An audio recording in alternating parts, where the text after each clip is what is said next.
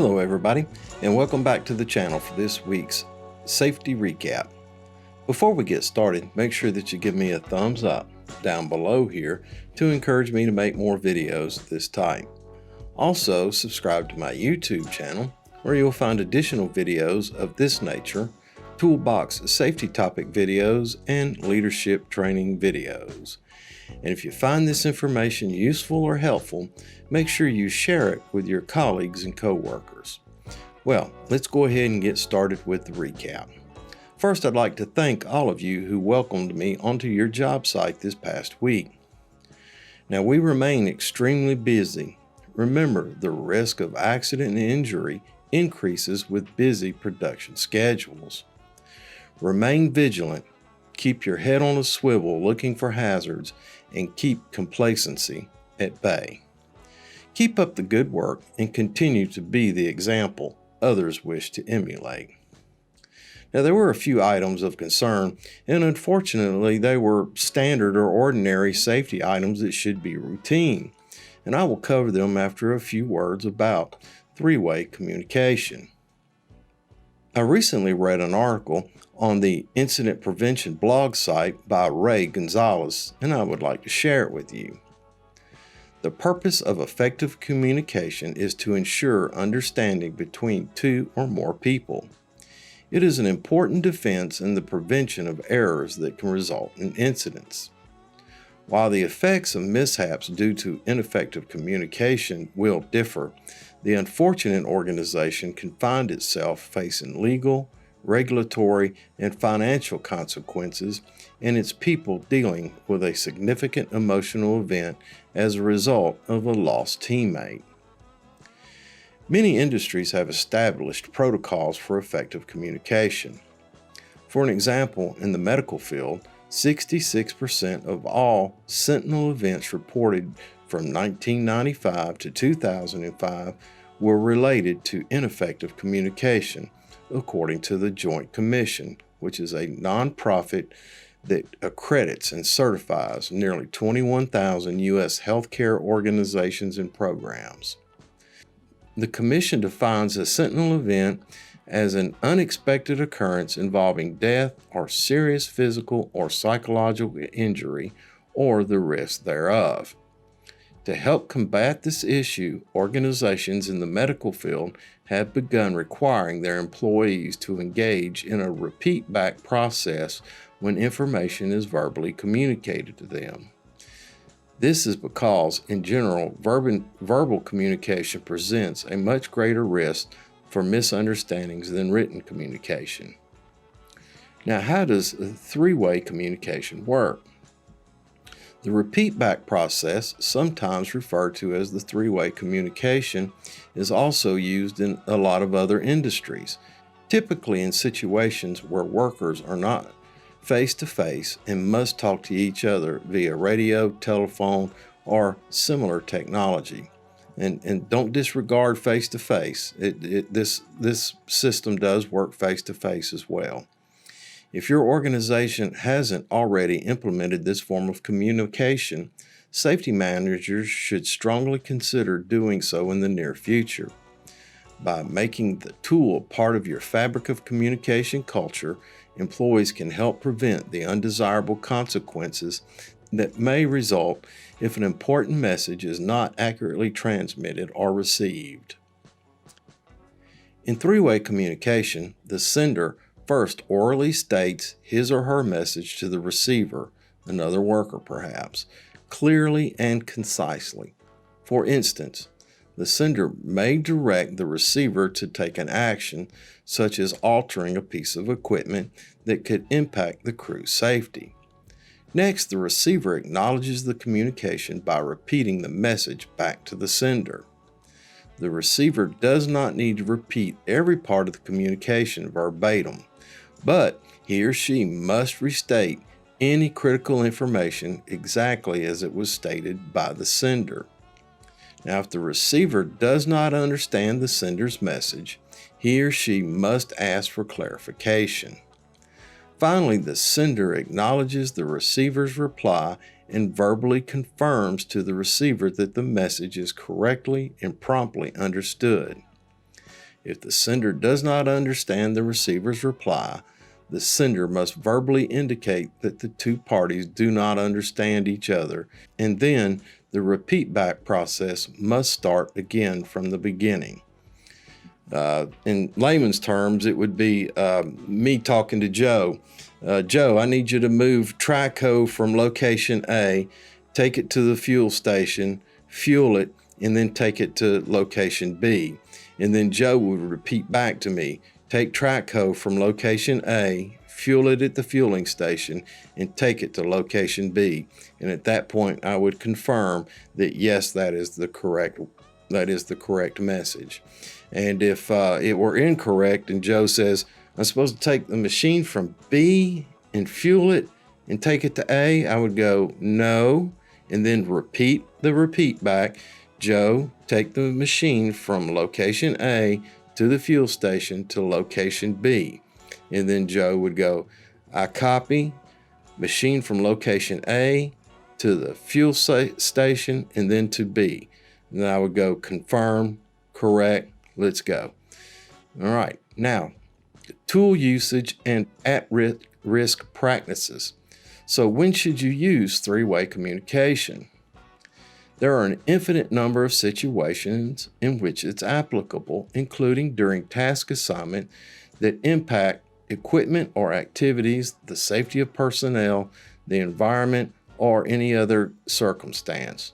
For instance, it is ideal for workers to use the repeat back process during, say, switching activities, when communicating the condition of equipment, when communicating the value of an important rule, and during operations or alteration of equipment.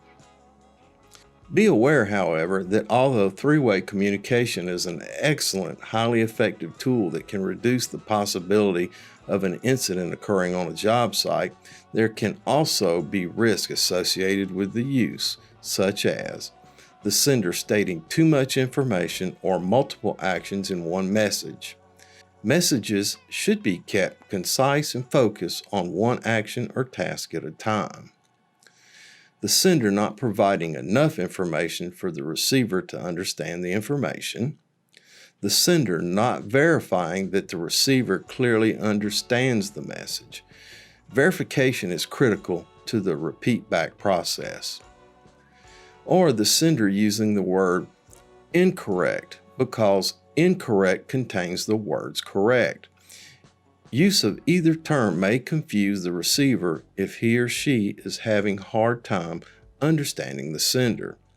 It is better to use the words such as affirmative or right or wrong or similar words or phrases than correct and incorrect. Or the receiver failing to ask for clarification of the message if needed. Or the receiver taking action before the repeat back process is complete. And the receiver being mentally preoccupied with another task.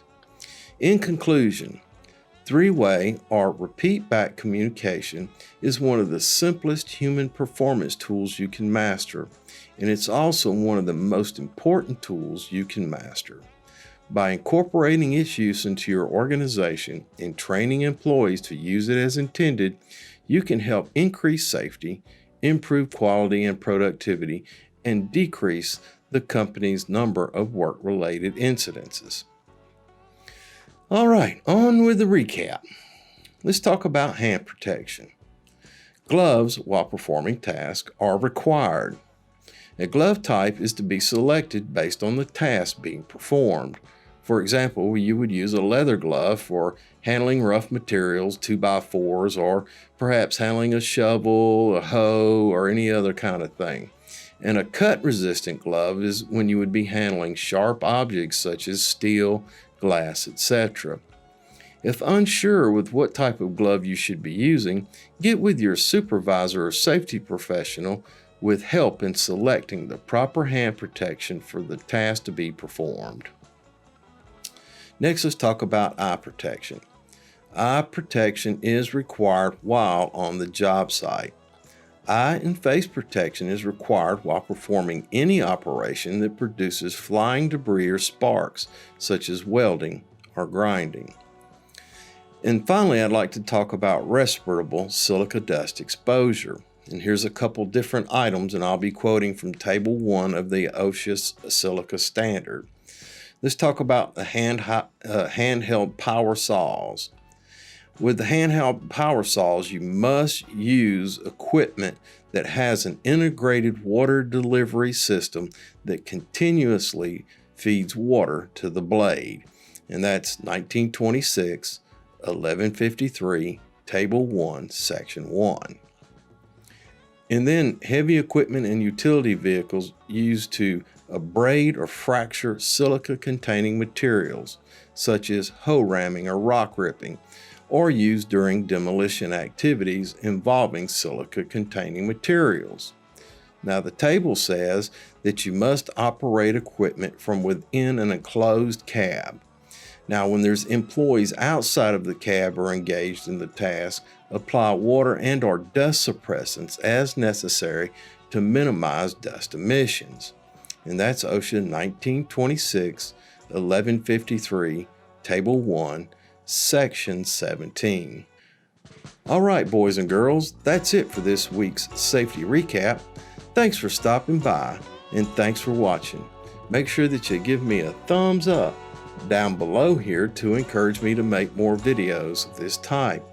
Also, subscribe to my YouTube channel, where you will find additional videos of this nature, toolbox safety topic videos, and leadership training videos. And if you find this information useful or helpful, make sure you share it with your coworkers and colleagues. And remember, until we see each other again, take care of yourself, because you're number one. Look out for your coworkers and help ensure their safety. Have a grateful day. And remember, I will see you in the field.